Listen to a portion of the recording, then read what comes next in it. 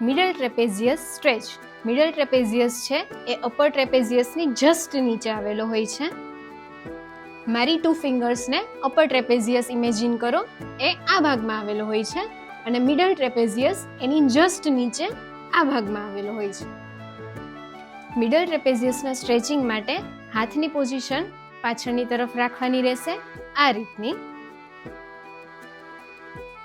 જેમાં માથાને opposite side તરફ નમાવાનું રહેશે અને બીજા હાથના સપોર્ટથી તમારે કાનની ઉપરની તરફ હાથ રાખી અને માથાને જેટલું બને એટલું વધારે નમાવાનું રહેશે. જ્યારે ખેંચાણ અનુભવાય એ પછીથી 30 સેકન્ડ માટે હોલ્ડ કરવાનું રહેશે.